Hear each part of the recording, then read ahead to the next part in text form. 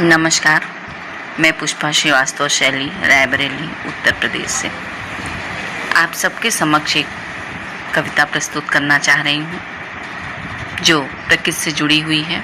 कविता का शीर्षक है धरा कह रही है। प्रस्तुत है रचना आपके सम्मुख। लौटा दो सावन की बौछार फिर से, लौटा दो सावन की बौछार फिर से, सुबकते सुबकते धरा कह रही है। लौटा दो सावन की बौछार फिर से, सुबकते सुबकते धरा कह रही है।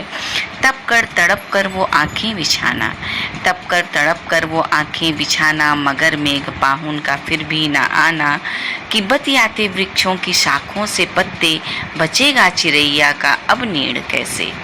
बतियाते वृक्षों की शाखों से पत्ते, बचेगा चिरैया का अब नीड़ कैसे। चिंता गजब की हृदय में समाकर, चिंता गजब की हृदय में समाकर, हिमालय से रोकर हवा कह रही है कि लौटा दो सावन की बौछार फिर से, सुबकते सुबकते धरा कह रही है। अब तो कभी हो सकेगी ना पूरी, अब तो कभी हो सकेगी ना पूरी, सागर की मीठी नदी की प्रतीक्षा। कहने लगा सिंधु नदियों से मिलकर, प्रिय तेरा धूमिल हुआ कैसे मुखड़ा। कहने लगा सिंधु नदियों से मिलकर, प्रिय तेरा धूमिल हुआ कैसे मुखड़ा। नदी बोली बचकर चली आई हूँ मैं, नदी बोली बचकर चली आई हूँ मैं, कि श्वासों में मेरे जहर घुल रही है, कि श्वासों में मेरे जहर घुल रही है। कि लौटा दो सावन की बौछार फिर से, तड़पते तड़पते धरा कह रही है। लौटा दो सावन की बौछार फिर से।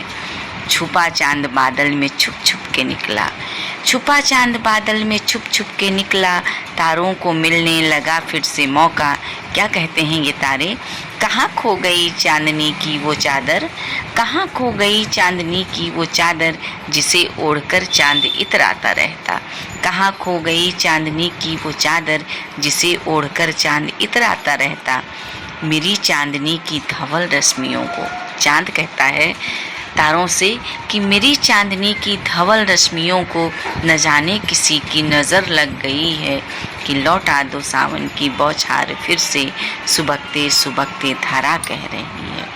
धरा धैर्य खो देगी, धरा धैर्य खो देगी, अंबर जलेगा, धरा धैर्य खो देगी, अंबर जलेगा। प्रलय जल का होगा ना जीवन बचेगा। बहुत हो गया, बहुत हो गया, अब तो उत्पात रोको, प्रकृति की धरोहर से खिलवाड़ रोको। हरे वृक्ष कटकर पड़े शव के जैसे, हरे वृक्ष कटकर पड़े शव के जैसे, कि संध्या से मिलकर क्षमा कह रही है। कि लौटा दो सावन की बौछार फिर से, सुबकते सुबकते धरा कह रही है। कि लौटा दो सावन की बौछार फिर से, तड़पते तड़पते धरा कह रही है। धन्यवाद।